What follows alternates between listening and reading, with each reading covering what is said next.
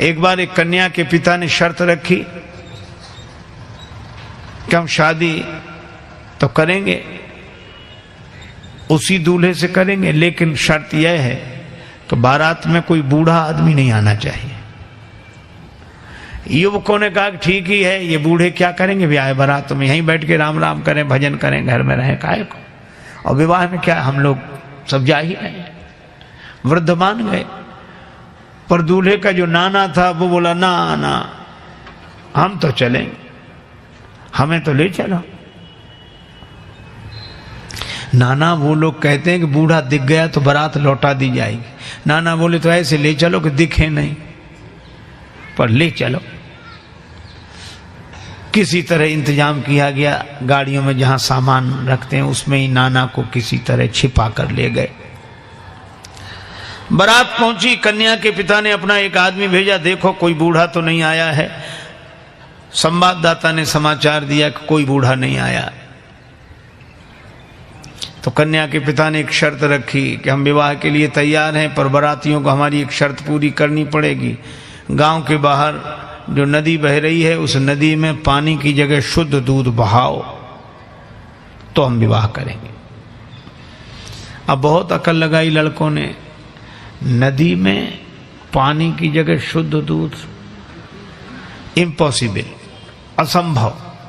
तो कहा चलो बारात वापस ले चलें। बारात वापस लौटने लगी। किसी ने कहा बारात तो लौट ही रही, नाना के काहे को प्राण ले रहे हो, बाहर निकाल ले। नाना से कहा कि निकल आओ। नाना बोला क्या बात है, वो कहा अब तो बारात ही वापस जा रही है। कहा क्यों? कहा वो कहते हैं कि नदी में पानी की जगह शुद्ध दूध बहाओ। नाना मुस्कुराया कि छोटी छोटी बातों पे कहीं बारातें लौटती हैं। लड़के बोले नाना दिमाग खराब है, छोटी बात है, इतना दूध कहाँ से आवे और नदी में, और ये और फिर शुद्ध कैसे रह जाएगा, दूध पानी में डालोगे तो ये।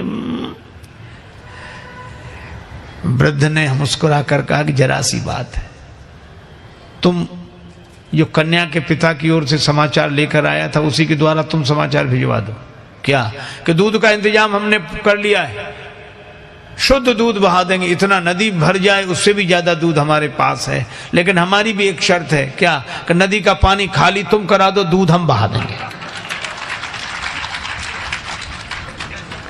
कन्या के पिता के पास खबर गई कि वो कहते हैं कि नदी का पानी खाली तुम कराओ, दूध हम बहा देंगे। कन्या का पिता बोला जरा अच्छी तरह छानबीन करो, बारात में जरूर कोई बूढ़ा आया है, नहीं तो।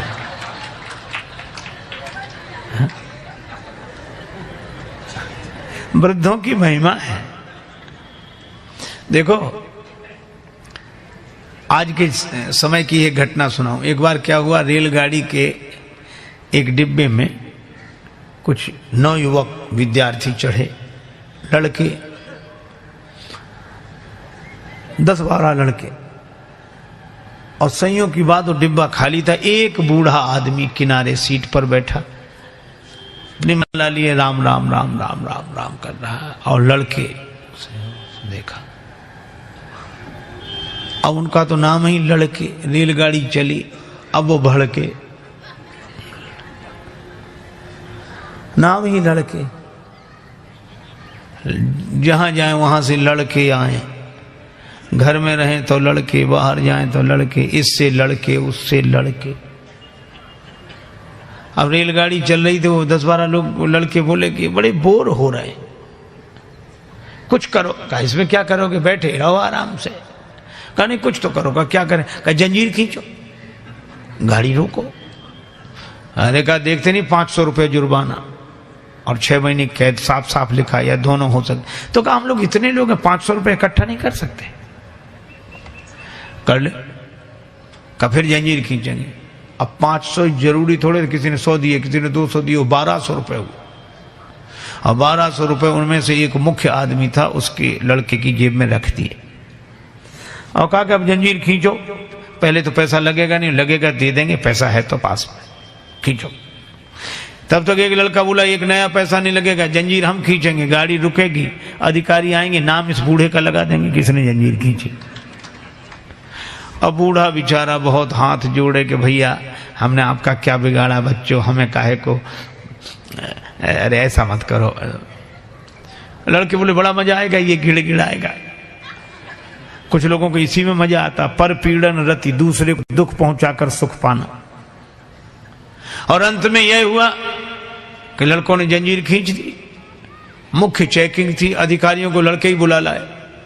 इस बूढ़े ने जंजीर खींची, इस बूढ़े ने जंजीर खींची। अब वृद्ध बड़ा हैरान कि अगर हम कहें भी कि हमने जंजीर नहीं खींची तो मानेगा कौन? ये 10-12 लड़के और सब हमारे बारे में यही कह रहे हैं कि जंजीर खींची। तो उसको भगवान ने ऐसी प्रेरणा दी। अधिकारी ने डांटते हुए कहा, तुम वृद्ध होकर शर्म नहीं लगती, जंजीर क्यों खींची?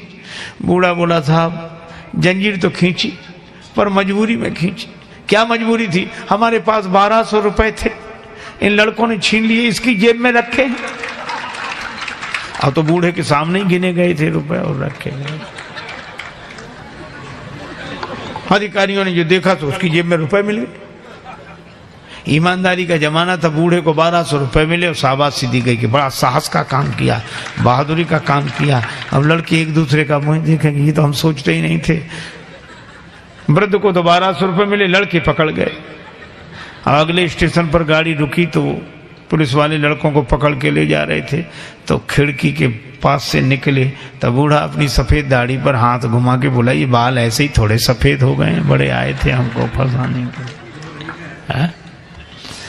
तो ये कहानी है, पर ये कहानी भी संकेत देती है कि वृद्ध के पास जो अनुभव होता है वह युवक के पास नहीं होता।